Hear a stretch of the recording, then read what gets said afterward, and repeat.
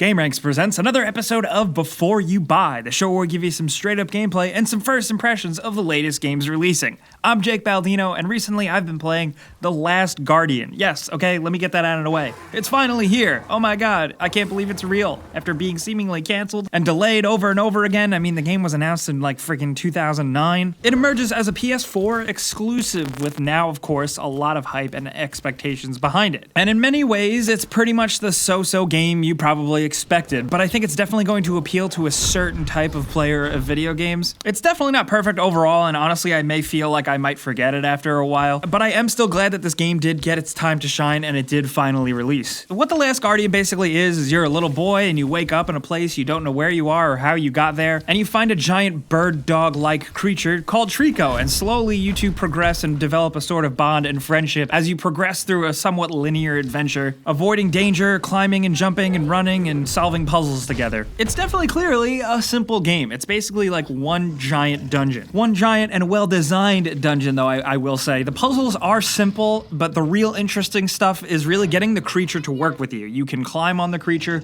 you can call it to you, you can feed it, you can do various other things, and the best part is that for a while in the game, it kind of doesn't really listen to you. It's not always accurate. The thing is definitely a creature and it has a mind of its own. And you kind of have to work around that. Yeah, I guess maybe some of it could be chalked up to just bad, crappy AI. But to me, it was kind of hidden behind a facade that this is a living creature and it's not always going to listen to me because obviously it's like talking to a dog. A dog doesn't know what you're saying. In terms of the gameplay, I think you need to realize a very specific thing. Did you play Eco and did you play Shadow of the Colossus? If you're familiar with either of those games, you should pretty much know what to expect here. Even in terms of the game design, this feels like a last-gen game. It feels like a PS3 game. I don't really totally think that's a bad thing because PS3 games didn't feel bad or dated that much. But the vibe, tone, and artistic simplicity of the game and the fact that there's a lot of ambiguities with everything from the story to the actual gameplay, that is stuff that is very much indicative of Eco and Shadow of the Colossus. And if you haven't played those games or you're not a fan of those games, I would say that maybe The Last Guardian might not be for you. I'd say go back and play those games first because I think they are excellent, although they haven't aged perfectly well. The Last Guardian is a very specific type of game, and while it is comparative to those games, I wouldn't expect anything as grand as those. Because like I said, The Last Guardian can eventually feel a little bit forgettable. You can only push so many crates and climb so many objects. What I think is going to bother most people are the finicky controls. The main character, while he is animated incredibly well, like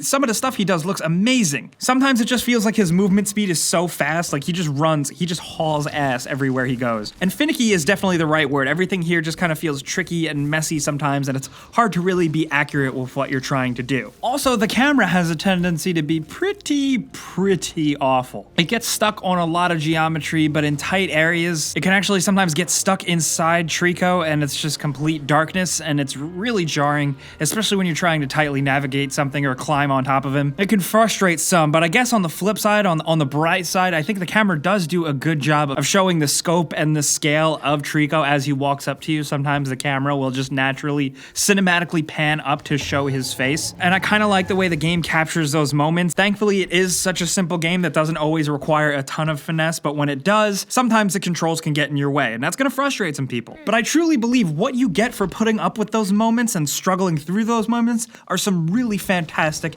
and beautiful bits. While there is not a lot of dialogue in this game, there are tons of exciting moments that can just be really compelling and also really quiet and heartfelt and really make you, feel some feels. The game is truly beautiful. There are some really cool, breathtaking moments, and I think it's worth it for that. Especially seeing the relationship develop between you and Trico. First it's this scared, angry creature, and it slowly develops to become more loyal and more helpful and more in tune with you. And it's done and conveyed fantastically well. I think the most impressive thing of this game is Trico himself. The fact that all the game world is designed for him to navigate. I've seen him squeeze through tight hallways and even walk backwards just to fit through certain things, jump on top of pedestals and rocks that I didn't think he could ever do, and just all these other little ways he interacts with the environment, and he does it in a natural way where they really seem to have created a creature within this world. He moves and acts pretty naturally, and I was pleasantly surprised. It's definitely a sight to behold, and just seeing this creature do its thing is really, I think, one of the main draws of this game. Not to mention the fact that you play as a little boy who isn't annoying. This is a capable kid. He's kind of got his shit together and he's really resourceful, and it was kind of a nice change to play as a kid who knew what he was doing. And I mentioned earlier, part of the reason why these things work so well is because of the animation and how very specific he comes across. Not to mention that, but also Trico as well. It's really just the whole look of the game. It's not a bad looking game as I kind of was expecting it was going to be.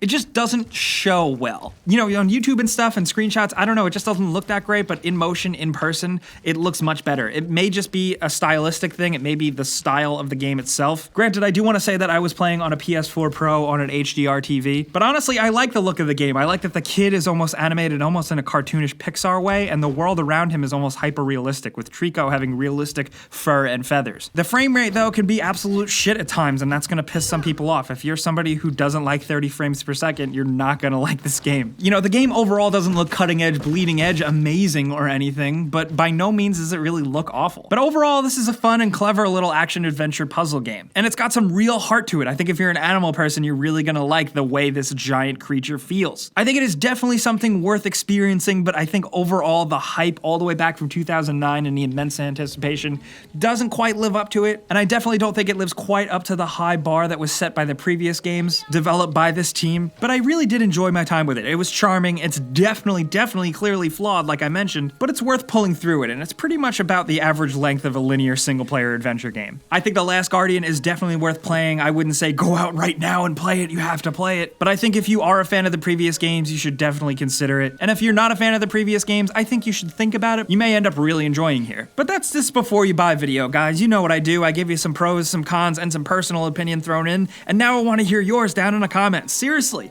have you been waiting for this game as long as I have? Were your expectations for the game super high or super low? Because honestly, it could have fell anywhere in between. But did it live up to it? That's what I really want to know. If you have been playing The Last Guardian, let me know what you really think about it. And if I swayed you one way or another, let me know in the comments. I'll be there answering questions, and I'll also be on Twitter, Facebook, and Instagram at Jake Baldino as well. Clicking the like button helps us out a ton, and I truly, personally, really appreciate it. And if you're new, you should probably know that subscribing is a good idea, because we put out videos like this every single day. But as always, thanks for watching, and we'll see you guys next time.